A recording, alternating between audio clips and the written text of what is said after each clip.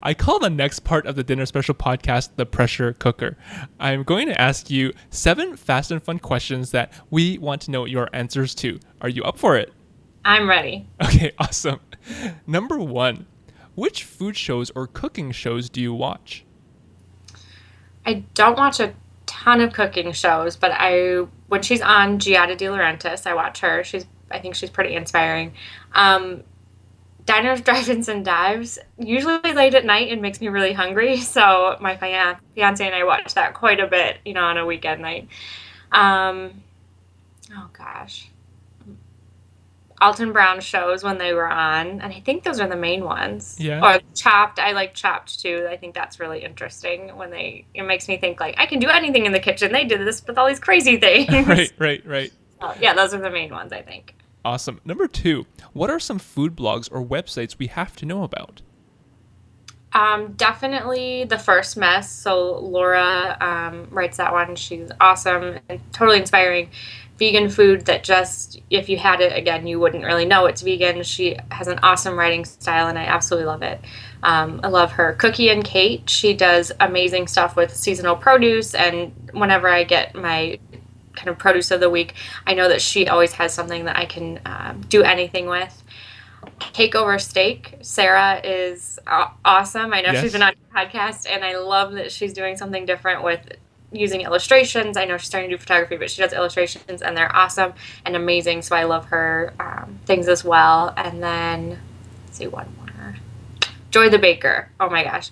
She's one of the first blogs I ever read, and she is like, I would love to be the Joy the Baker of vegan baking. Awesome. So, Well, that's yeah. something definitely to aspire towards, right? Yes. Number 3, who do you follow on Pinterest, Instagram, or Facebook that make you happy? hmm. Floating Kitchen, Liz over at Floating Kitchen, she lives on the East Coast, and she posts really awesome pictures. She lives by the beach and take her dog on walks and stuff like that. And when it's snowing here or really crappy, it's kind of cool to see her pictures of that.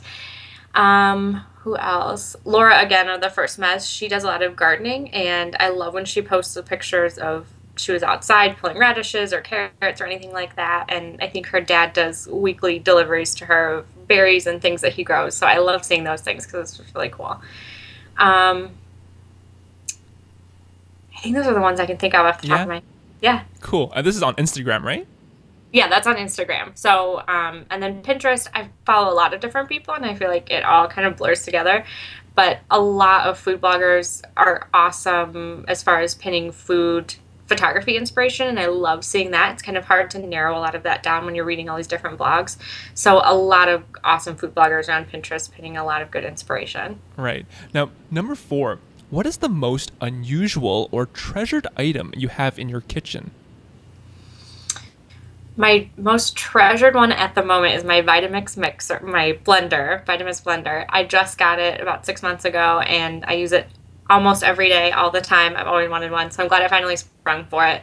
And then another one is it's a measuring cup, which sounds weird, but it's a tin measuring cup that my grandmother kind of passed down to me. She grew up baking with it. I think it was her grandmother's, and it's really cool to use it. It's super functional, and I love using it because I know it's been kind of passed down through baking generations in our family. I think it's funny that you mentioned the Vitamix because I was speaking with Valentina Solfrini, who does Hortus Cuisine, and Yeah. that's her like go-to as well. Yes. Oh, completely. Now, number 5, name one ingredient you used to dislike that you now love. Oh, tomatoes. So I used to not eat tomatoes in anything. I hated them. I hated chunks of them in anything, and I still wouldn't like eat one whole like some people do. But I've discovered that really good tomatoes, like fresh summer tomatoes, are amazing, and I love it now. And then spinach too. I used to hate spinach. I grew my own spinach a couple years ago, and I loved it. So I think it's the freshness really makes a difference. When you didn't like it before, was it because of the texture or was it because of just not eating it that much growing up or something like that?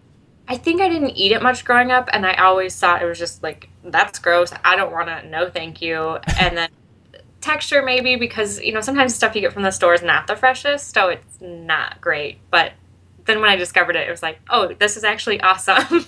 Awesome. Now, number 6, what are a few cookbooks that make your life better?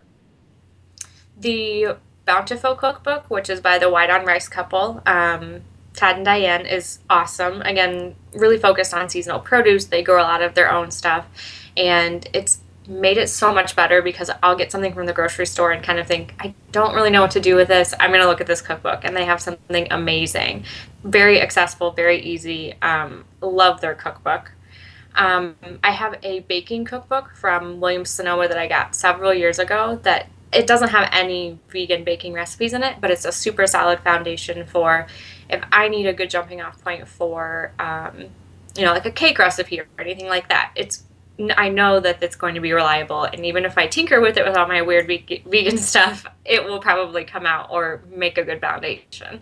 Actually, I was going to ask you, when you get inspiration from a non-vegan recipe, does it take a lot of trial and error to sort of make it a vegan recipe?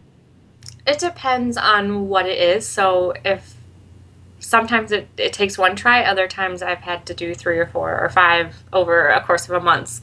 So it kind of depends on what sort of recipe it is and how many changes I have to make to it. So it's a lot of changes, then you're just really tinkering with all the science of baking and who knows what's going to happen. Other times if I just have to replace eggs, it can be a lot easier. So it just depends. Right, right. Now, finally, number 7, what song or album just makes you want to cook?